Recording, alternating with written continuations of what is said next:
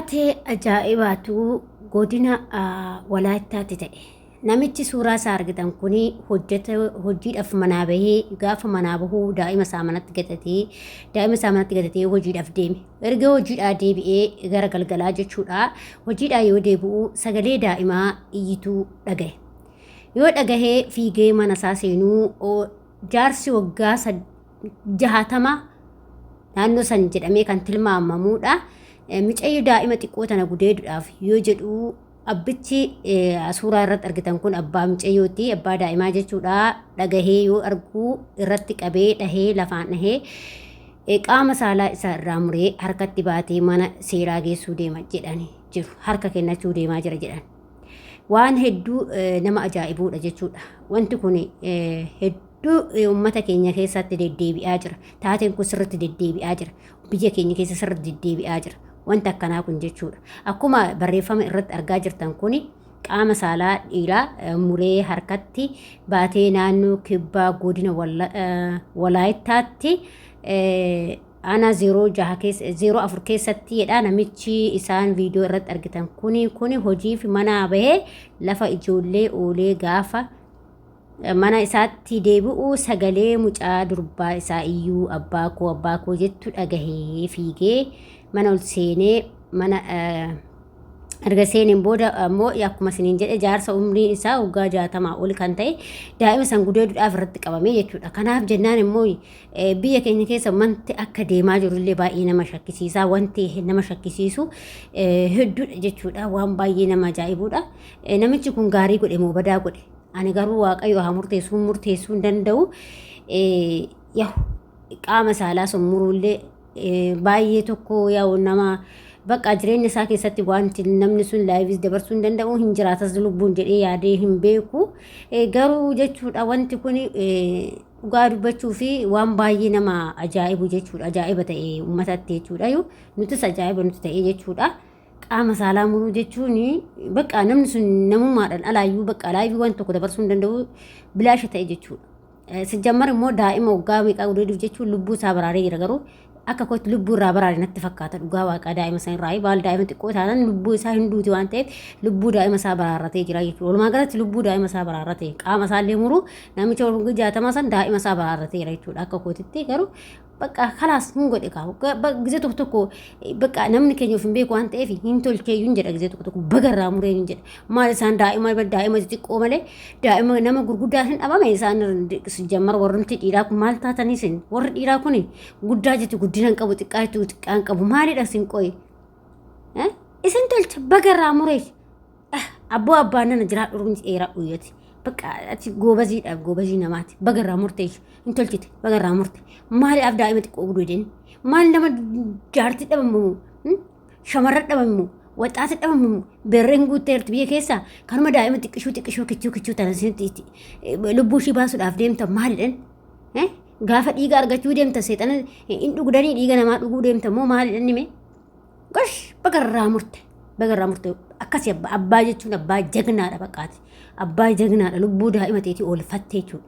Bagarraa murtee aboo akkasii qoricha keessan akkasamaan booda muranii agarsiisuudha. Yoo fannistee uleetti fannistee ol deemuu diddee jechuudha. Bakka na aarsee jira rabbi.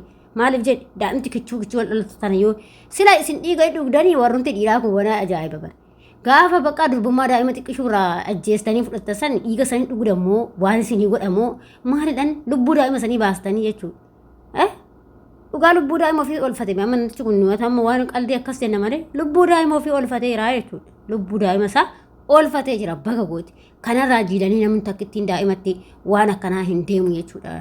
Lammata waan akkasii deemuu hin danda'u jechuudha. Daa'ima xiqqishuu tanarratti kichuu tanarratti jechuudha.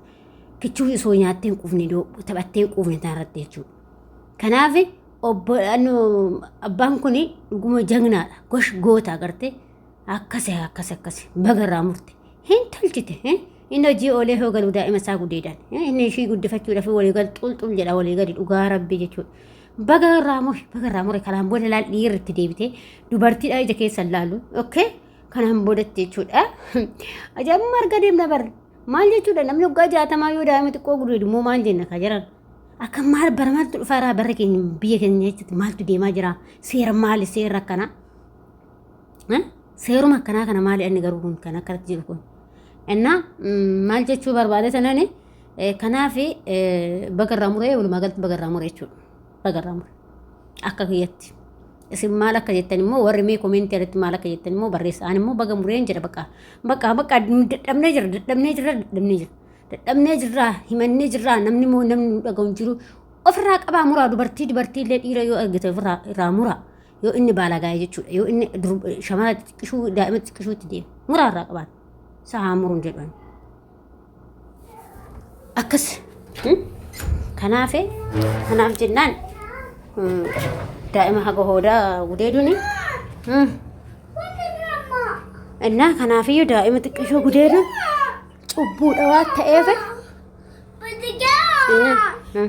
kanaaf daa'ima xiqqishuu gudeeduni cubbuudha waan ta'eef dhiiga lubbuu daa'ima sanii baraarratee walumaa galatti abbaan isaa lubbuu daa'imaa baraarratee jechuudha baga jalabee baga gudeedu jedha obboloota koo innaa akkasii sin jedha biyya keenya keessa wanti deemaa jiru baay'ee nama ajaa'ibaa baay'ee nama gaddisiisaa jechuudha lamaafi baay'ee nama gaddisiisaa jechuudha walumaa galatti kanammoo mootummaa silaa mirga nuuf hin eegu mirgi daa'imman hin jiru mirgi dubartootaa hin jiru kana baqa isaan akkuma barbaadan godhu kanaafiyyuu bagarraa mureedha walumaa galatti akkas waan ajaa'ibaa argita biyya keenya keessa gaafa deemtu mirgi daa'imaa fi mirgi daa'immanii fi mirgi dubartoota akka hin eeggamnetti ilaallama jechuudha kanaaf jennaan wanti Itoophiyaa keenya keessa deemaa jiru waan baay'ee nama jibbisiisuudha dhugaa dubbachuuf jechuudha maaliif wanna kana darkaaffii tokko mootummaan nama dubartii daa'ima gudeede kana osoo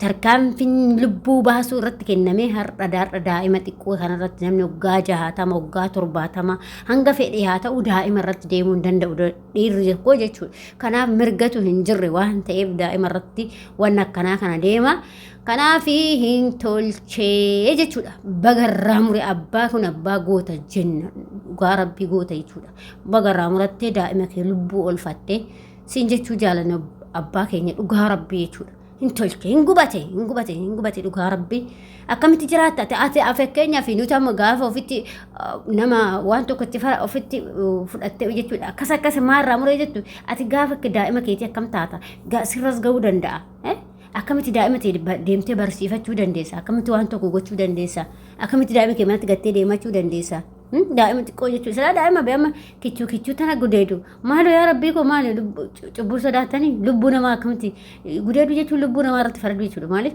daa'ima waan ta'eef hin duuti hundee nama jabaa osoo ta'e illee rakkoon qabu garuu isin jabaa eessitanii daa'ima galuu akka waan dhiiga daa'ima san keessaa bahu dhugdanii wayii jechuudha amma kanaaf baga irraa murteedha walumaa galatti akka kiyyatti jechuudha hin tolchite baga irraa murte nama akkasitti akka hojjetu akka itti raamumuruudha raamubooda laayivii wanta jedhamu dabarsuu hin danda'u akkasumatti ciisee haa boqotu maali booda dhabne jedhana guyyaa maaluma dhagahaa deemnaa nuti dubbisiisa wanta biyya Itoophiyaa keenya keessatti deemu si jammar dubartii irratti wanti deemaa jiru immoo hewaa hedduudha jechuudha kanaaf dubartoota mirgaa ergamu sagalee walii ta'a dubartoonni iyyaa dabarsaa